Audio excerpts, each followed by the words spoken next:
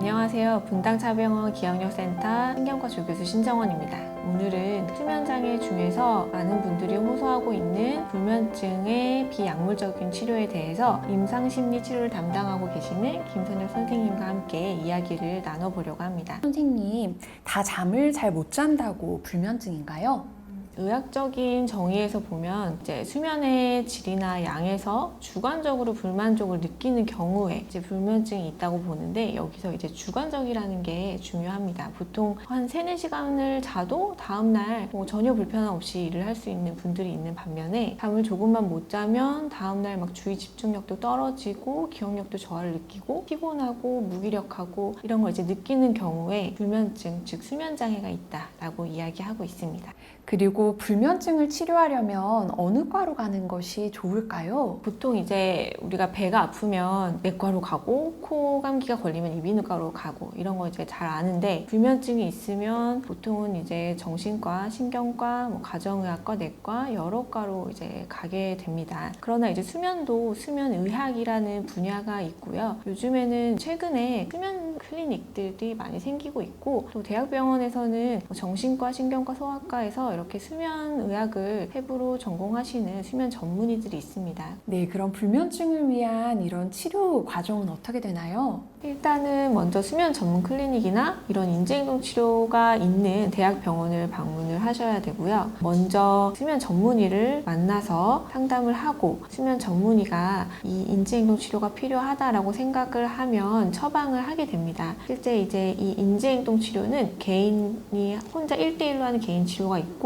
여러 명이 같이 할 수 있는 집단 치료가 있고, 이 치료는 이제 신경과 의사가 처방을 냈을 때 보험 적용이 되는 검사입니다. 보통은 4에서 6주 기간으로 시행을 하게 되고요. 일주일에 한 번 치료사 선생님과 만나서 40분에서 50분 정도의 시간으로 치료를 받게 됩니다. 인지행동 치료, 뭔가 용어도 낯설고 정신과에서 하는 심리치료 이렇게 많이들 생각하시는 것 같은데요.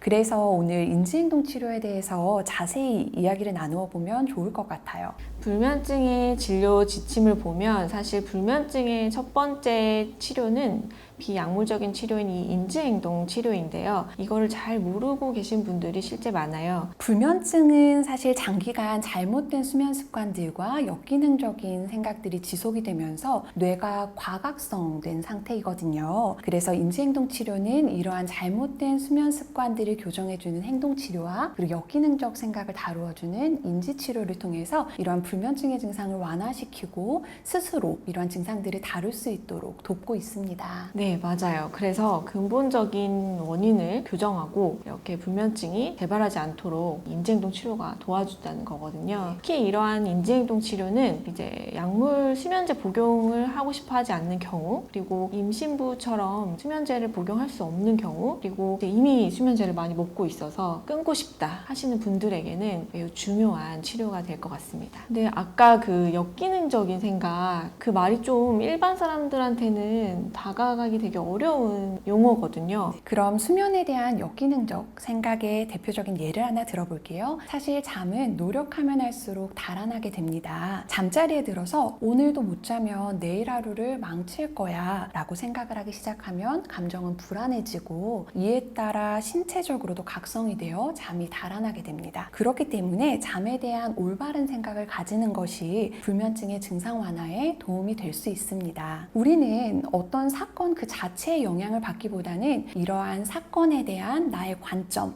또는 나의 생각을 통해서 더 크게 영향을 받습니다. 그렇기 때문에 이렇게 우리 마음 안에 생각이 가지고 있는 역할을 정확하게 파악하고 올바르게 바꾸어 보는 연습을 하는 것이 인지치료의 핵심이 될 수 있습니다. 그러면 인지치료 외에도 행동치료에는 어떤 것들이 있는지 한번 소개해 주시겠어요? 네, 불면증을 위한 인지행동 치료 안에는 사실 다양한 기법들이 들어가 있는데요. 우선 병원에 오시면 수면 설문지로 자세하게 내가 가지고 있는 이런 수면 장애를 평가 평가하고 액티그래피라고 하는 도구를 통해서 실제 빛 노출 정도와 내가 어느 정도 수면 양을 잘 자고 있는지 객관적으로 평가를 해볼 수 있습니다. 이후 각 환자에 맞춰서 시행하는 수면 교육, 그리고 수면 위생, 수면 제한, 이완요법 등을 실시하고 있습니다. 그러면 오늘 우리가 그 중에서 간단하게 실천해 볼 수 있는 게 있을까요? 네, 그럼 오늘 수면 위생 중에 한 가지를 한번 해볼까요? 사실 우리 몸에는 생체시계라는 게 존재합니다. 그래서 이 생체시계를 통해 일주기 리듬이 만들어지는데요. 우리가 아침에 잠을 깨고 그리고 밤에 잠이 푹 드는 것과 같이 이렇게 하루의 리듬을 만들어주는 게 일주기 리듬입니다. 이 일주기 리듬을 만들어주는 핵심이 햇빛인데요. 따라서 우리가 낮 동안에는 왕성하게 활동을 하고 햇빛을 쐬는 게 굉장히 중요하고요. 특히 요즘 밤 늦게까지 침대에 누워 사용하는 스마트폰으로 인한 불면증 증상이 많이 보고되고 있는데요. 전자기기에서 나오는 이 블루라이트는 우리 망막을 통해 감광체를 활성화시켜